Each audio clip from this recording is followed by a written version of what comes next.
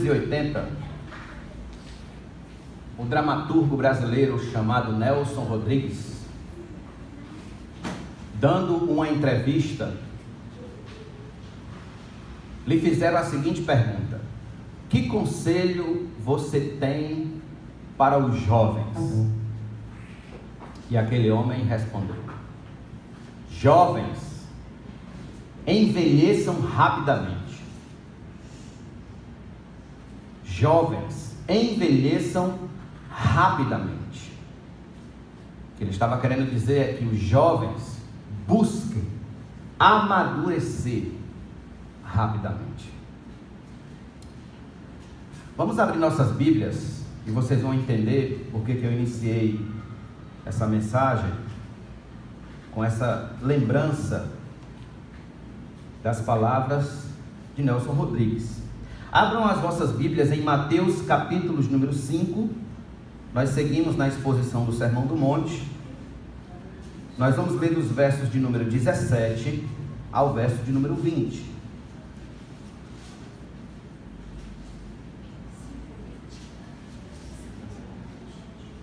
Mateus 5, do verso 17 ao verso de número 20.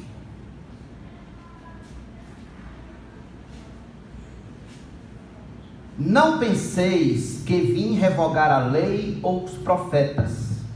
Não vim para revogar, vim para cumprir.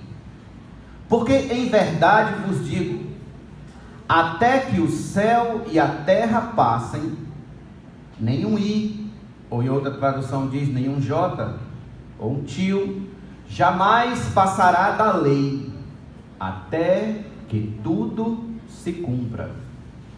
Aquele, pois, que violar um destes mandamentos, posto que dos menores, e assim ensinar aos homens, será considerado mínimo no reino dos céus. Aquele, porém, que os observar e ensinar, esse será considerado grande no reino dos céus. Porque vos digo, se a vossa justiça não exceder em muito a dos escribas e fariseus, jamais entrareis no reino dos céus. Vamos orar. Querido Deus e Pai, graças te damos por tua palavra. Rogamos como igreja pelo entendimento correto desse texto, para que possamos, Senhor, em tua presença, amadurecer espiritualmente, para que o nosso coração ganhe solidez escriturística, Senhor, e possamos andar conforme a tua benevolência, a tua vontade, o teu querer e o teu amor. Em nome de Jesus, fala aos nossos corações, fala a nós que estamos aqui na igreja, fala aos corações daqueles que estarão assistindo essa mensagem em casa, pela internet, e que assim o teu nome seja engrandecido e glorificado por meio de nossas vidas. Sim, te agradecemos e todos nós digamos amém. Amém. Este é um texto que comumente você não encontra distribuído em caixinhas de promessas, nem se toma por temas de conferências ou de campanhas de libertação, de cultos disso ou daquilo, por aí afora.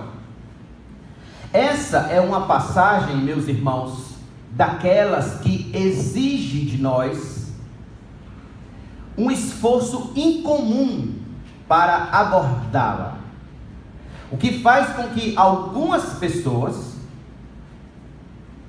abandonem na primeira dificuldade de entendimento do texto, abandone uma passagem como essa e saia em busca de passagens mais fáceis de entendimento, como o Salmo 93, como o Salmo 91, e por aí vai.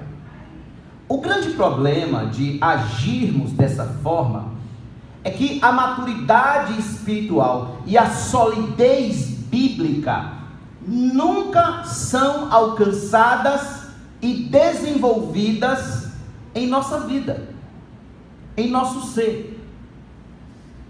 Eu diria até que a culpa disso é de muitos pregadores. Muitos pregadores são culpados de tratar o tempo todo a igreja como um bebê, como uma criança, sempre lhe dando leitinho, sempre lhe dando papinha teológica e nunca um alimento sólido. Então, esta é uma das razões, podemos dizer, do porquê a igreja está como está nos dias atuais, fraca e débil. Então, preste minha atenção. O texto lido é o tipo de texto bíblico que gera maturidade espiritual e solidez bíblica. Dos versos 17 ao verso de número 20, nós temos aí uma espécie de transição entre o que é conceitual na vida cristã e o que é prático. Esse texto, ele é a ponte entre a descrição da vida cristã, ou seja, no que consiste um cristão. Nós podemos ver isso dos versos 1 ao verso de número 16, do capítulo 5 de Mateus. E a prática, a praxis da vida cristã, ou seja, como um cristão deve viver, que vai do versículo de número 21, do capítulo 5, ao capítulo 7, versículo de número 12. Diríamos que esse texto é uma introdução do como o sal e a luz serão eficazes em seus contextos.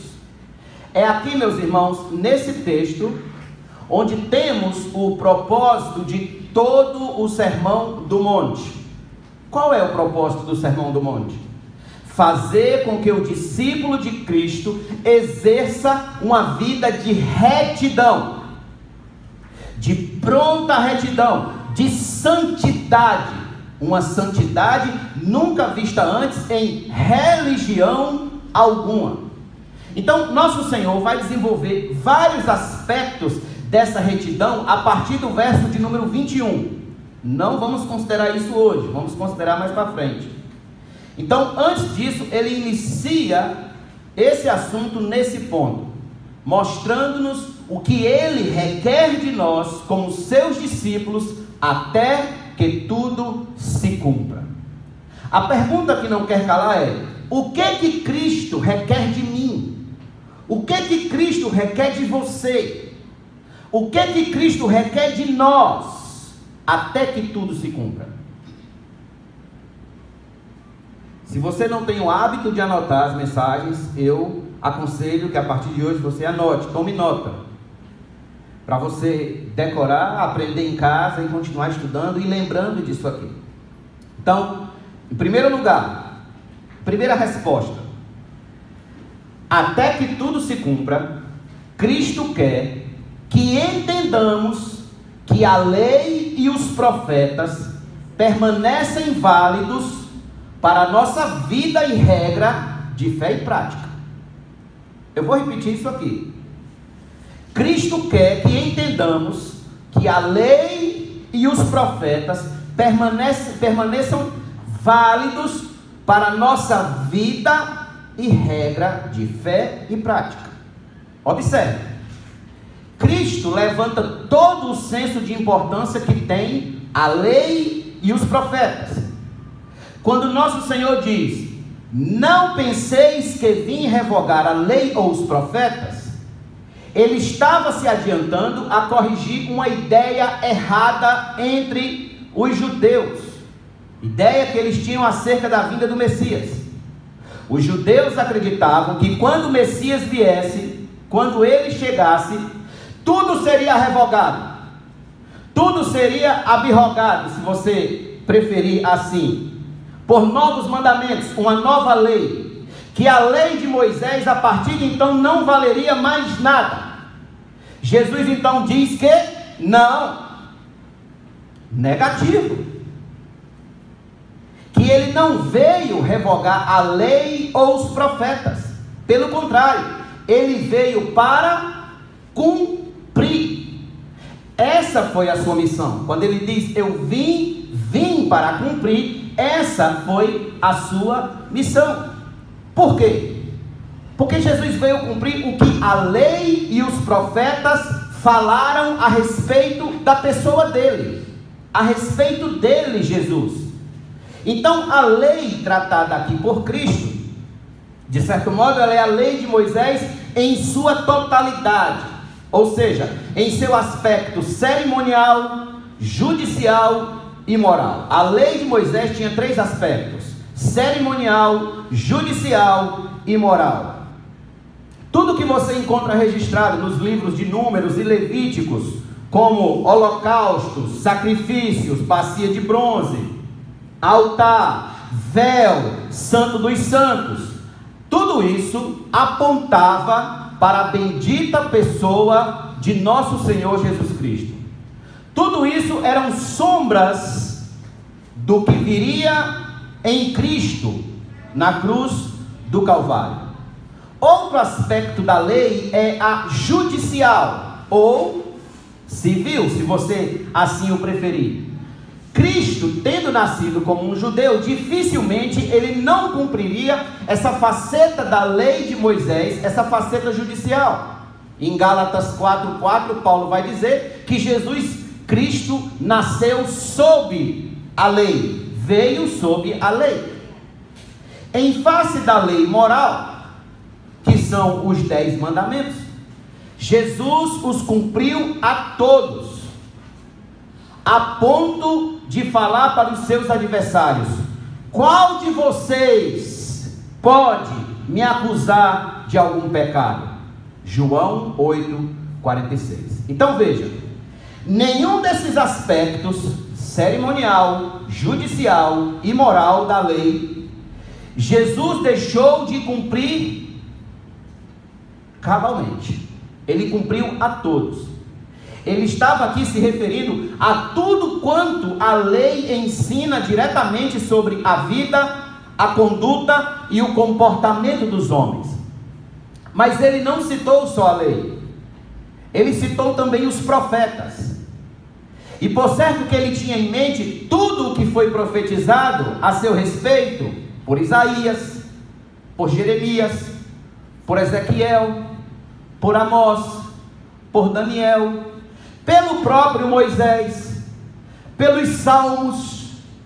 Se você ler o Salmo 22, o Salmo 22 é a profecia da crucificação de Cristo, de como seria o ato da crucificação de Cristo.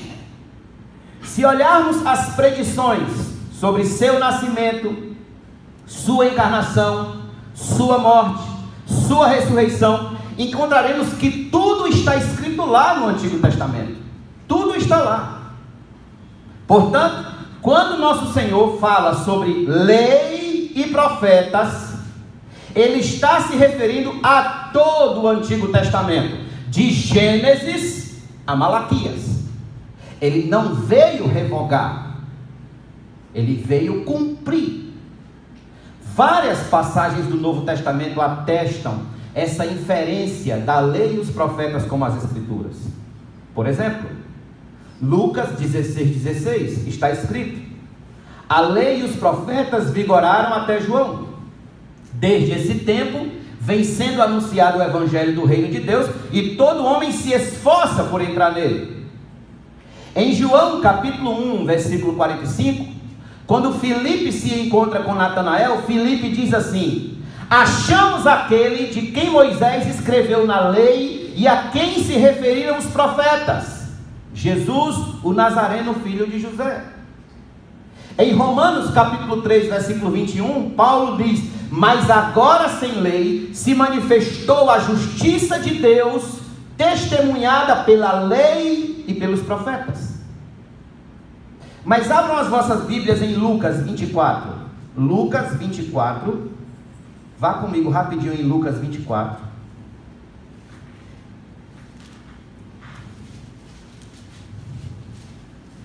E veja o que o próprio Jesus fala acerca das Escrituras.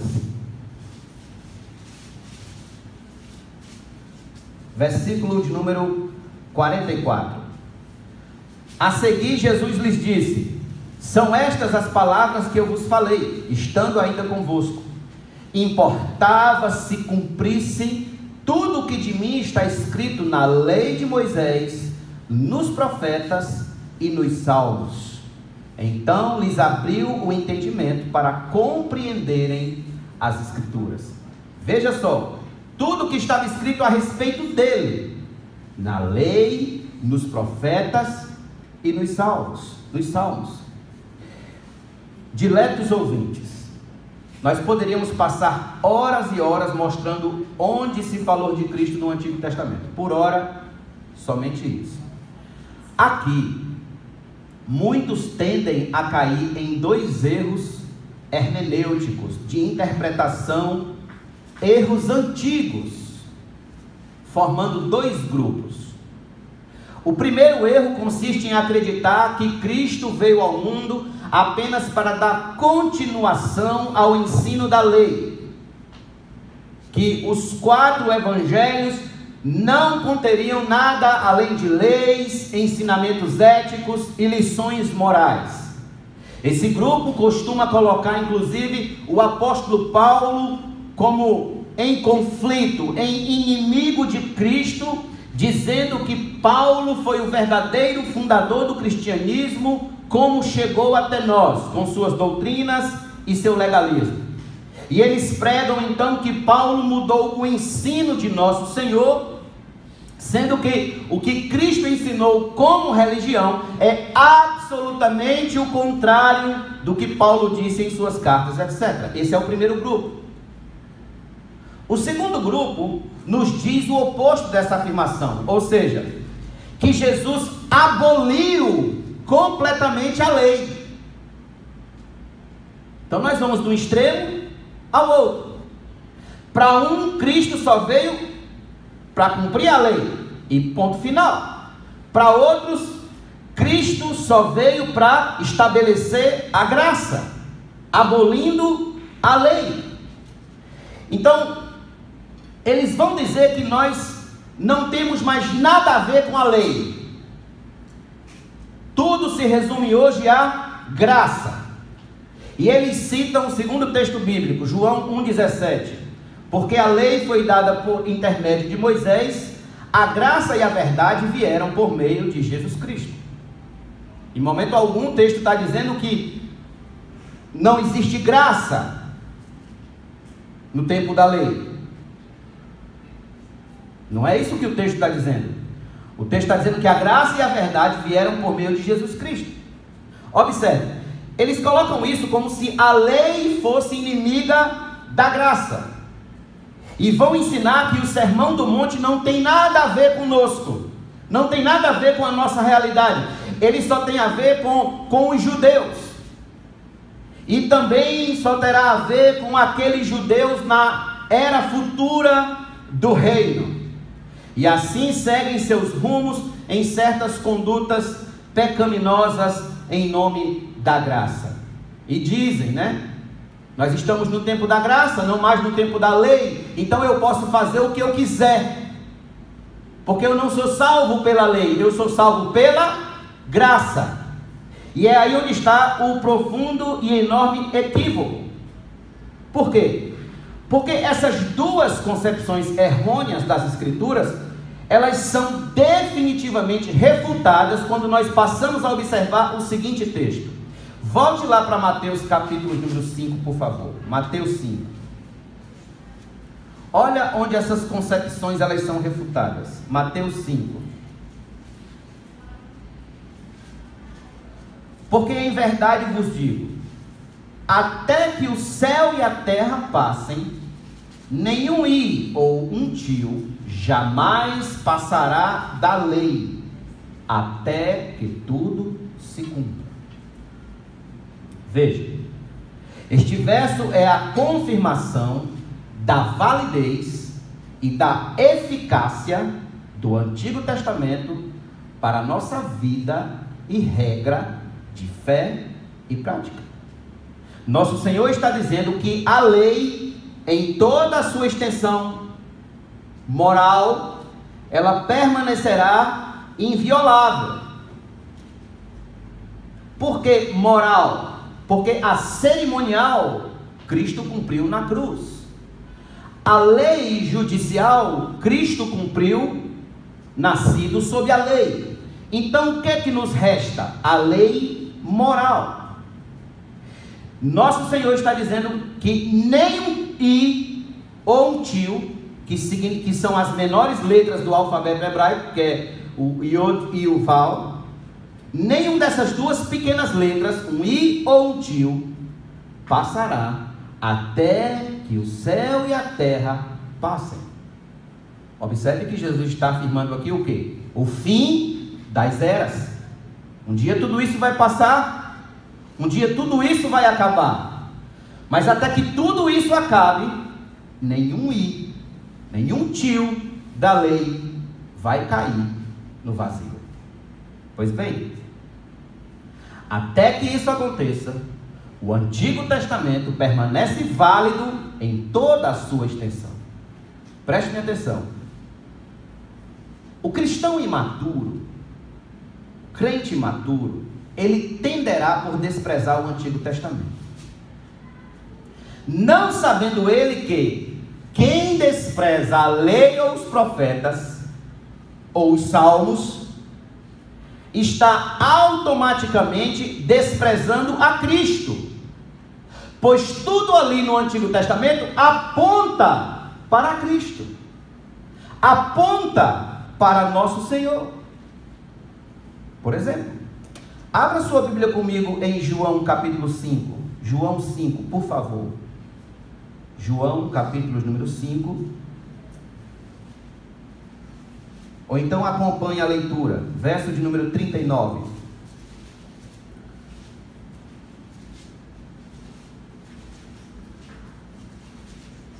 Examinai as Escrituras, porque julgais ter nelas a vida eterna, e são elas mesmas que testificam de mim.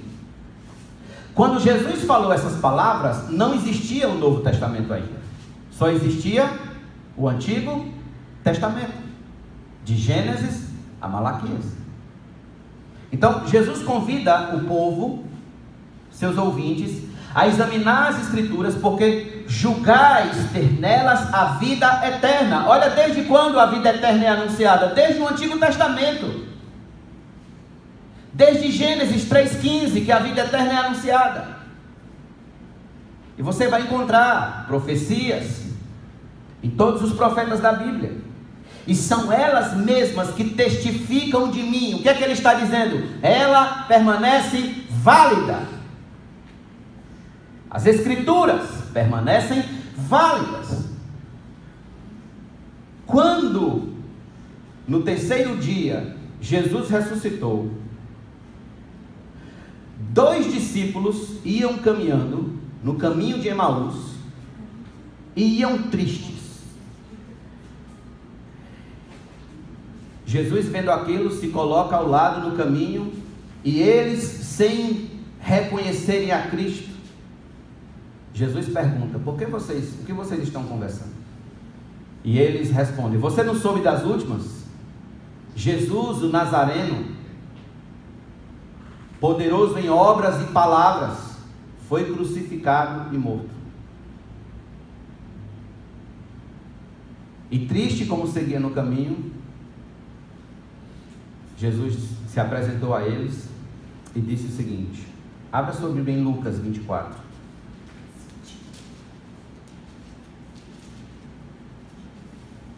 Lucas 24.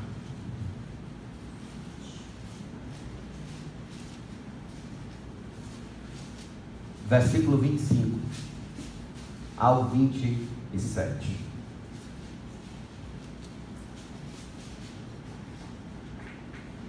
Então lhes disse Jesus, um desses discípulos, inclusive tem o nome dele aí no versículo 18, Cleopas. Então lhes disse Jesus: ó nécios e tardos de coração, para crer tudo o que os profetas disseram. Porventura não convinha que o Cristo padecesse e entrasse na sua glória? E começando por Moisés, discorrendo por todos os profetas, expunha-lhes o que a seu respeito constava em toda a Escritura. Que maravilha, irmãos!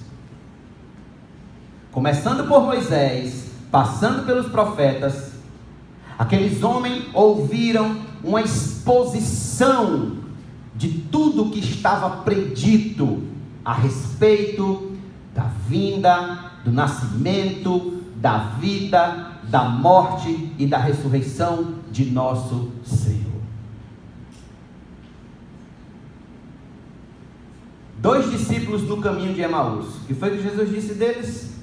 Nécios e tardos de coração. Nécios e tardos de coração. É assim que inúmeros cristãos vivem. Vivem em João Pessoa, vivem na Paraíba, vivem no Brasil, vivem no mundo.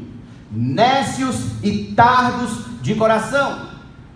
Muitos cristãos permanecem infantilizados na fé. Nunca alçam voos mais altos na vida com Deus, justamente porque desprezam os ensinos mais profundos das Escrituras. Suas vidas refletem sempre atitudes morais deploráveis, entendimento pagão da vida com Deus.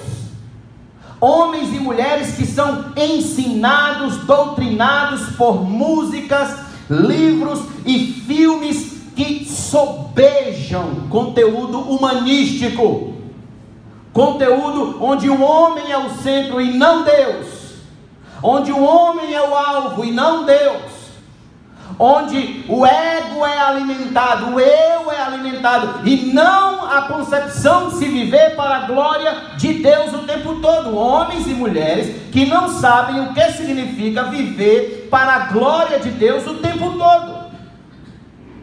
Deixa eu citar um exemplo para vocês desse tipo de gente nos dias modernos, mais conhecido como o movimento dos desigrejados.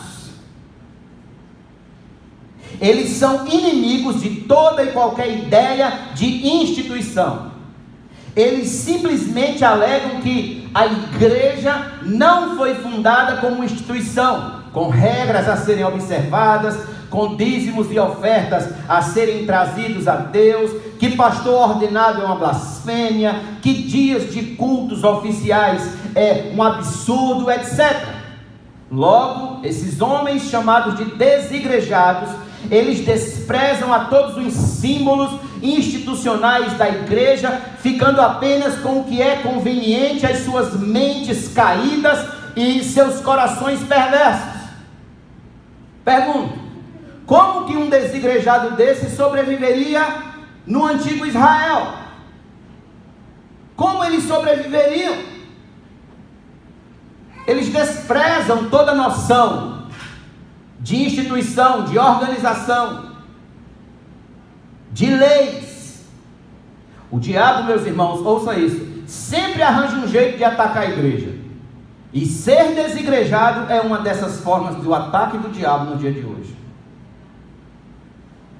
O Antigo Testamento, com suas leis e profetas, são absolutamente desprezados. Absolutamente desprezados por essas pessoas. Agora é interessante, porque a igreja primitiva, por exemplo, usou largamente o Antigo Testamento em suas pregações, em sua apologia da fé cristã e em sua regra de fé e prática.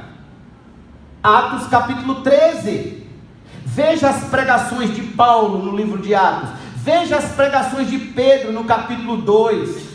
Você vai ver que estão pejadas de Antigo Testamento. Veja a pregação de Estevão perante o Sinédrio. Ali está a lei e os profetas. Muito bem.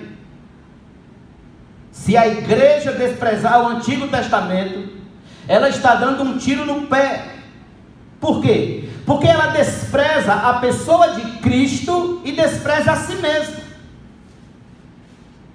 Quando a igreja despreza o Antigo Testamento, é como aquele homem que despreza a história da sua própria família, a história da sua própria raça. Por outro lado,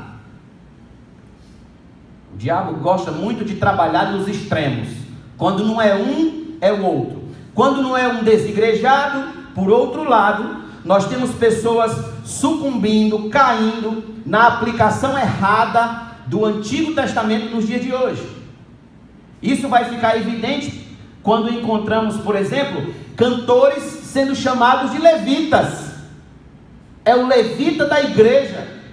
Ah, ele é levita. Olha, não toque no ungido porque ele é levita. Como assim levita? Ele é descendente da tribo de Levi. Tem que ser descendente da tribo de Levi para ser levita. Construções recebendo o nome de Templo de Salomão. Já viram isso? Campanha dos 318 pastores.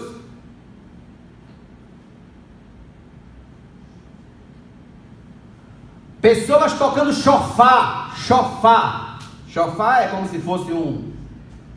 Eu não estou lembrado do nome agora.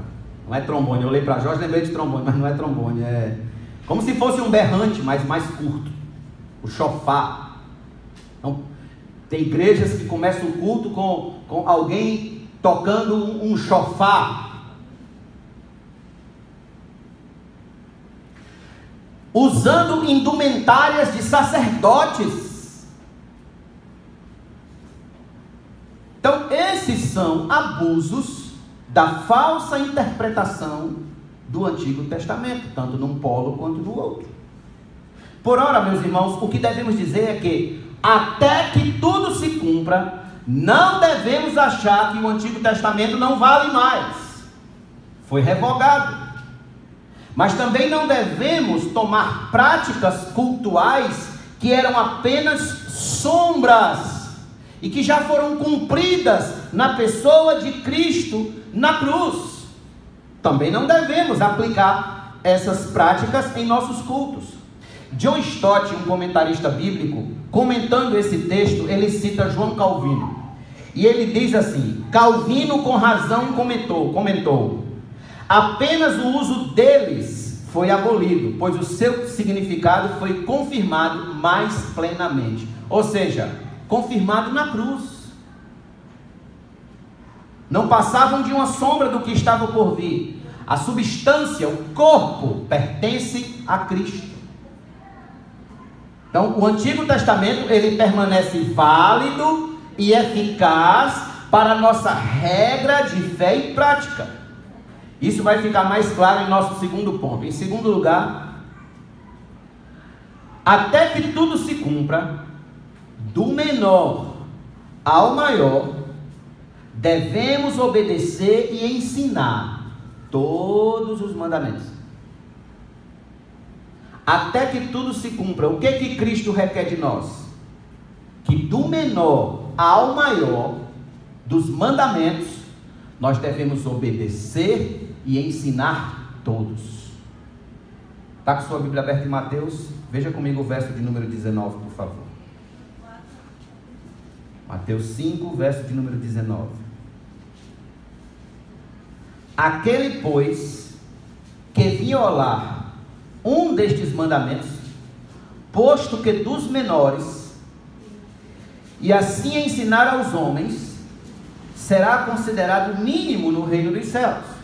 Aquele, porém, que os observar, esse será considerado grande no reino dos céus. Veja, posto que dos menores. Observe, nosso Senhor inicia sua argumentação em um tom absolutamente negativo sobre o observar e o ensinar os mandamentos postos na lei. Aquele, pois, que violar, ele individualiza a responsabilidade de cada um em obedecer aos mandamentos. não há responsabilidade coletiva neste caso. Não. Cada um dará conta de si mesmo. Cada um assumirá as contas do como observou os mandamentos e de como os ensinou, de como os transmitiu a outros. E é importante frisar isso aqui. A maneira que você vive, ela é pedagógica. Porque seu filho aprende pelo exemplo. A maneira como você vive, ela é pedagógica. Ela é ensinável. Então, não importa o tamanho que seja a obrigação imposta no mandamento, se pequena ou se grande, se leve ou se pesada, não importa. Descumpriu, inobservou e, além disso, ensinou a outros a maneira errada, já é considerado mínimo no reino dos céus. Mínimo. Como é que a gente pode perceber isso na prática? É simples. Quando é que eu posso identificar alguém que é mínimo no reino dos céus? Vamos lá. Quando você encontra um homem ou uma mulher que se diz cristão com o seguinte argumento: olha, precisa esse negócio de estar em igreja direto, ler Bíblia direto, estar em cultos direto, para sentir a presença de Deus.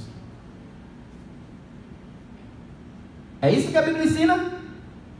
É isso que está escrito em Hebreus capítulo 10, sobre o congregar? Não deixemos de congregar como é costume de alguns.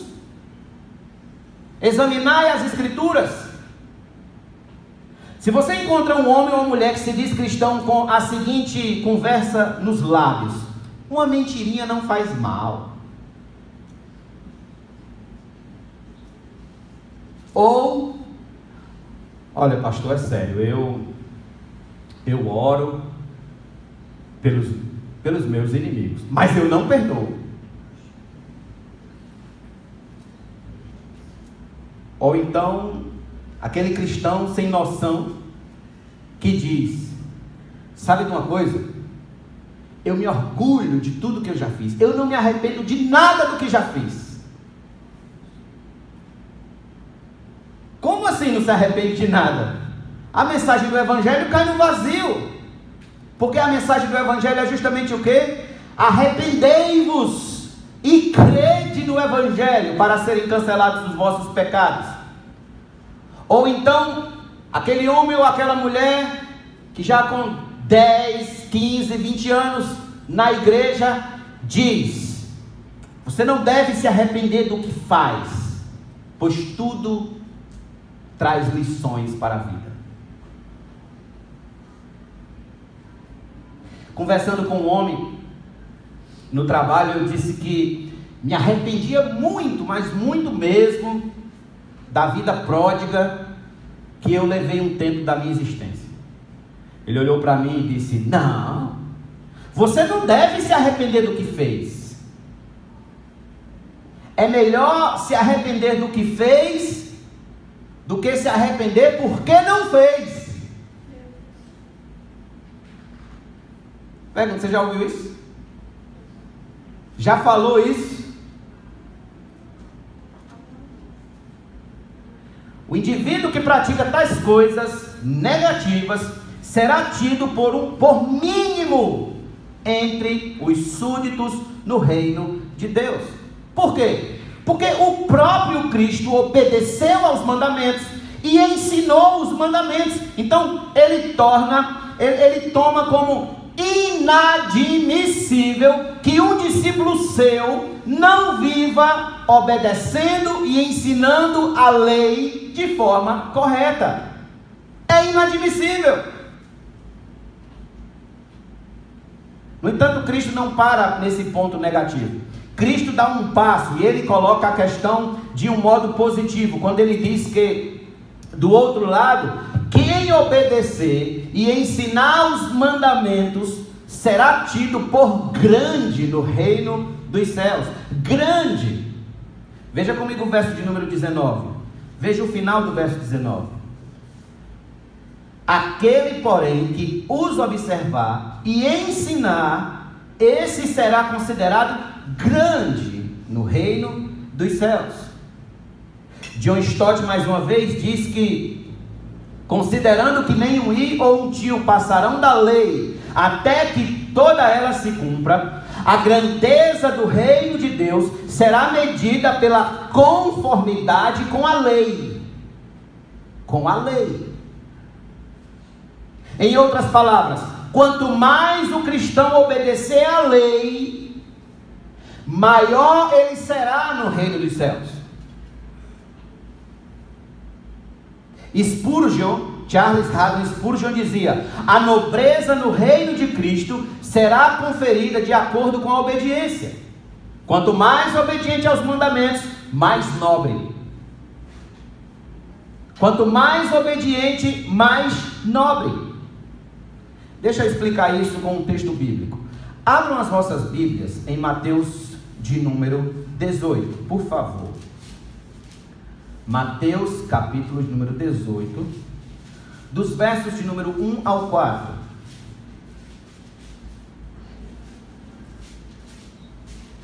O maior no reino dos céus. Mateus 18, do 1 ao 4. Naquela hora, aproximaram-se de Jesus os discípulos, perguntando: quem é porventura o maior no reino dos céus? E Jesus, chamando uma criança, colocou-a no meio deles e disse: em verdade vos digo que se não vos converterdes e não vos tornardes como crianças, de modo algum entrareis no reino dos céus. Portanto, aquele que se humilhar como esta criança, esse é o maior no reino dos céus. Quanto mais obediente aos mandamentos, quanto mais submisso aos mandamentos, mais humilde, mais parecido com uma criança. Quanto mais parecido com uma criança eu for, mais nobre eu sou no reino dos céus. Daí não importa a idade. Não importa se você tem 16, 18, 20, 30, 40, 50, 60, 70, 80, 90, não! Tão somente Jesus está dizendo isso. Você só tem que se tornar como uma criança, obedecer com a pureza de uma criança, se submeter com a pureza de uma criança. Nisso é onde você estará sendo mais nobre no reino dos céus. Permita-me fazer um adendo a esta questão, adicionar um ponto sobre esta questão de obedecer e de ensinar a lei. É que o grande diferencial do cristão, do nascido de novo, sempre quando eu falo cristão nascido de novo. Por quê? Porque nós temos muitos cristãos nominais. Quem são os cristãos nominais? É aqueles que eles vêm, eles gostam do culto, eles gostam da pregação, mas eles nunca se comprometem, eles nunca abraçam a causa de Cristo, eles nunca tomam Cristo de fato, de verdade em suas vidas, eles não têm compromisso algum com o Evangelho. O cristão nascido de novo, o grande diferencial dele é que ele ama obedecer aos mandamentos de Deus. Ele ama. Entenda, o cristão não é salvo por cumprir a lei. Ele cumpre a lei porque é salvo. Ele foi elevado à condição espiritual de quê? De amar a lei. Antes ele aborrecia a lei, ele odiava a lei, ele se entristecia quando ele via a lei. Agora não, agora ele ama a lei. Ele ama os 10 mandamentos, ele ama todo o Antigo Testamento, ele ama os Salmos, ele ama os profetas, ele ama os livros históricos, ele ama e ele obedece com prazer. Com prazer. João 14,15. Se me amais, guardareis os meus mandamentos. Aqui na primeira carta de João, capítulo de número 5, primeira carta de João, capítulo 5, João disse, versículo de número 3: porque este é o amor de Deus, que guardemos os seus mandamentos. Ora, os seus mandamentos não são penosos. Os seus mandamentos não são penosos. Este é o ponto. O cristão não acha os mandamentos de Deus penosos, pesados, chatos. Não. Ele ama os mandamentos de Deus. Ele entende que os mandamentos existem para benefício dele, para a glória de Deus, para lhe proteger. O cristão é alguém que está de braços dados, ombro a ombro com a lei moral de Deus, e não quer largá-la de jeito nenhum. Isso é nada mais, nada menos, meu irmão, que o efeito da graça de Deus. Quando a graça de Deus alcança um homem, aquele homem que antes desprezava a lei, desprezava a palavra de Deus, agora ele ama a palavra de Deus, porque ele foi alcançado pelas garras da graça. Perguntaram a Lloyd Jones, ao Dr. Martin Lloyd Jones, no que consiste a graça? E ele respondeu: a graça consiste naquele maravilhoso dom de Deus, que tendo libertado o indivíduo da maldição da lei, agora dá-lhe forças a observar a lei e a ser reto, assim como Cristo era reto, porquanto ele guardou a lei com toda a perfeição. E ele continua e diz: a graça é aquilo que me impulsiona a amar a Deus. E se eu amo deveras a Deus, então o meu grande anelo é observar os seus mandamentos. Observar os mandamentos de Deus. Do contrário, se nós não amamos os mandamentos de Deus, se nós não amamos obedecer e ensiná-los, duvidemos se somos cristãos de verdade. Duvide de seu cristianismo. Duvide da sua fé. Deixe-me perguntar: você ama obedecer aos mandamentos de Deus? Você ama ensinar aos outros os mandamentos de Deus?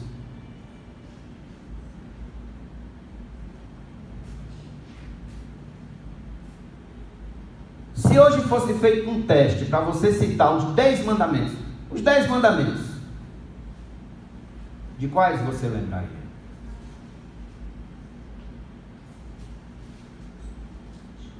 Se fosse lhe pedido para você citar 10 marcas de carro,